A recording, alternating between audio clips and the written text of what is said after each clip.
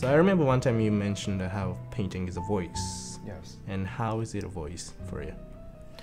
A voice, you know, you learn that in college, to always have a voice or to have something stylized. And you know, and back then I didn't really understand what they meant, like a voice. So you mean like a singing voice, or what kind of voice are you talking about? But in essence, it needs to be heard. It needs to be felt.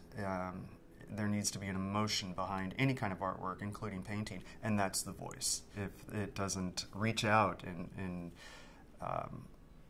get a reaction and some sort of emotion, then there's no voice. Mm-hmm. Then it's simply a well-executed painting.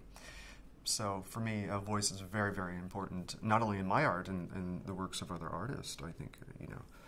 So you were raised in OC and Yes. moved to France and moved back to the States and started living in Long Beach. Right. And why did you pick Long Beach? Why not Hollywood? Long Beach, I think, is a great place to live and work for artists. There is a great art community here, but it also is a great place to get work done. So there's not,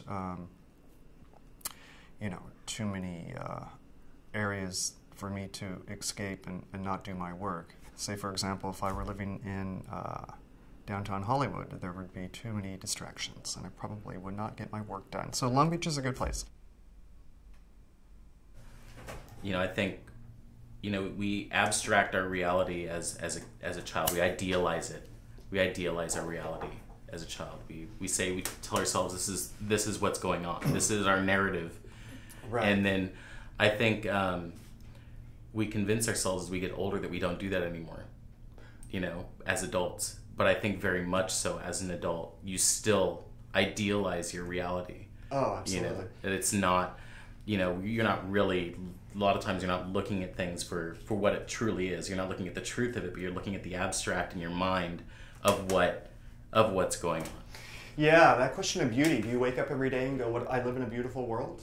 Do we have to like reassure ourselves that we live in a beautiful world, or do we live in a hell? And that's what I love to try to pick up in the paintings, is to transform the thought of beauty and put you in a sort of another world outside of what we see every day.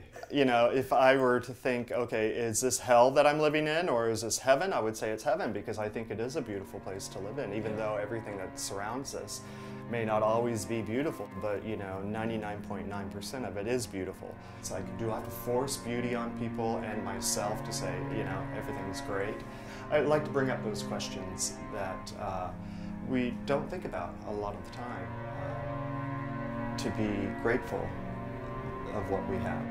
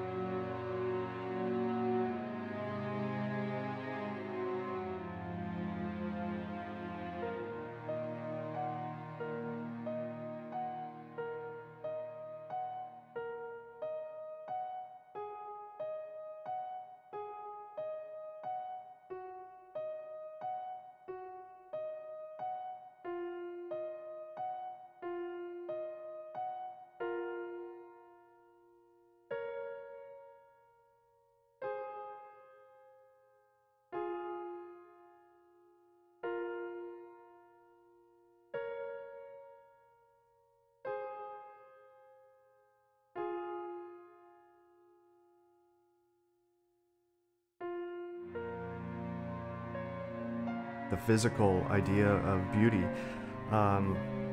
we're surrounded by it, so how can we escape it? We can't. My idea is not to let it take your lives over, but rather sort of look inside for the beautiful. Forget about the physical end of it, and it's kind of look inside of that person, and there is beauty to be found.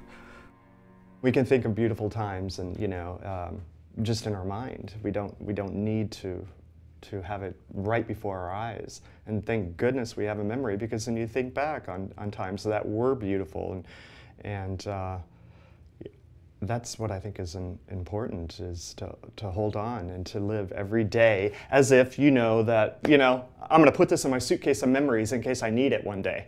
You know what I mean? In case I don't have anything, in case I lose my studio or lose my house or lose my car or lose my entire family or my friends, and I'm here on this earth by myself out in the middle of nowhere. I've got my memory to say these were the beautiful times, and so let's go back to that.